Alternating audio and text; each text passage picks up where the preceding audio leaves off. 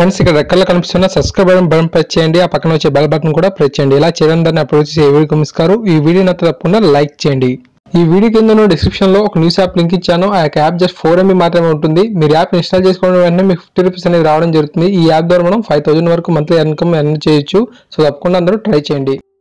Hi guys, Mahesh friends. AP TET కి సంబంధించి response sheets కోసం ఏ విధంగా మనం అప్లై చేయాలి, 200 రూపీస్ అనేది ఏ విధంగా పే చేయాలి అనే పూర్తి ఎక్స్ప్లెనేషన్ తో చెప్తాను. సో దయచేసి చివరి వరకు చూడండి. నేను అఫీషియల్ వెబ్సైట్ లోకి వెళ్ళాను. అఫీషియల్ వెబ్సైట్ తాలూకు లింక్ అనేది కింద డిస్క్రిప్షన్ లో ఇచ్చాను. సో ఇక్కడ మీరు చూస్తున్నట్లయితే క్లిక్ హియర్ ఫర్ పేమెంట్ అని ఉంది. చూడండి, payment for AP TET exam response sheets అని చెప్పి క్లిక్ హియర్ ఫర్ పేమెంట్ అని ఇచ్చారు కదా.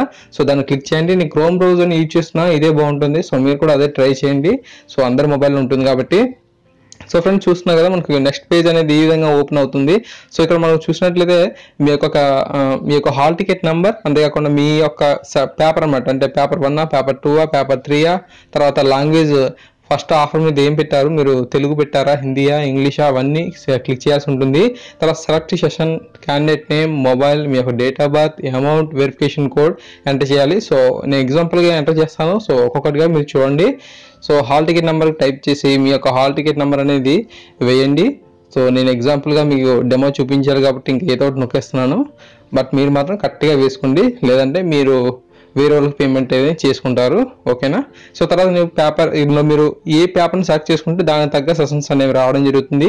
నేను పేపర్ 1 సెలెక్ట్ చేసేస్తాను. సో అందువల్ల మీకు పేపర్ తాలూకు సెషన్స్ అనేవి రావడం జరుగుతుంది.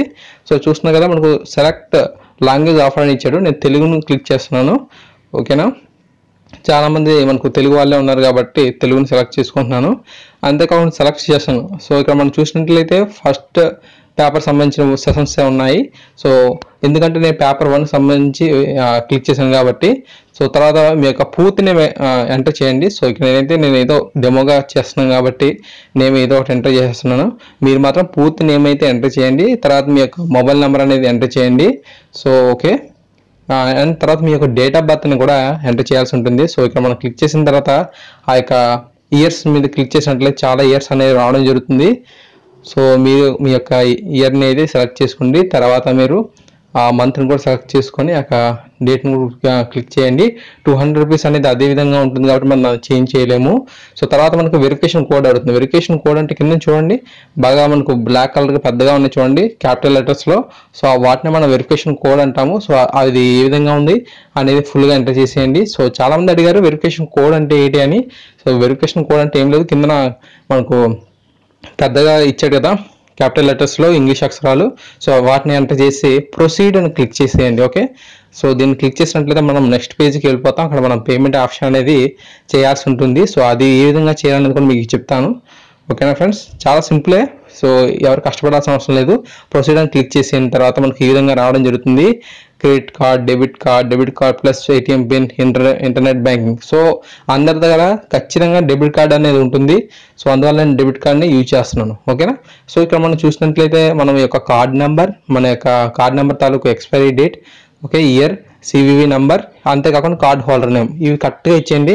ఇచ్చేసిన తర్వాత మీ యొక్క మేక్ పేమెంట్ అనేది క్లిక్ చేయాల్సి ఉంటుంది. ఓకే. క్లిక్ చేసిన తర్వాత మనకు ఈ విధంగా నేనైతే పేటిఎం తాలూకు ఏటీఎం కార్డు యూజ్ చేస్తున్నాను కాబట్టి ఈ విధంగా రావడం జరిగింది. మీకు మీ యొక్క బ్యాంక్ తాలూకు ఇంటర్ఫేస్ అనేది రావడం జరుగుతుంది. మీ మొబైల్కి ఒక OTP అనేది వెళ్తుంది. ఆ యొక్క OTPని ఎంటర్ చేయగానే సో చూసారు కదా, మనకి ఈ విధంగా పేమెంట్ అనేది చాలా సింపుల్గా అయిపోతుంది అనమాట. సో చూస్తున్నారు కదా ఫ్రెండ్స్, మనకు మొబైల్ కూడా నెంబర్ అనేది రావడం జరుగుతుంది. మీరు ఇలాగా రెస్పాన్స్ షీట్స్ కోసం అప్లై చేసుకున్నారు అని చెప్పి పేమెంట్ కూడా చేశారని చెప్పి. సో ఫ్రెండ్స్, ఇది ఒక వీడియో. తప్పకుండా వీడియోని లైక్ చేసి మీ ప్రతి ఫ్రెండ్కి కూడా షేర్ చేయండి. ఛానల్ సబ్స్క్రైబ్ చేసుకుంటే ఇన్ఫర్మేషన్ పొందుతారు. Thank you guys, thanks for watching this video.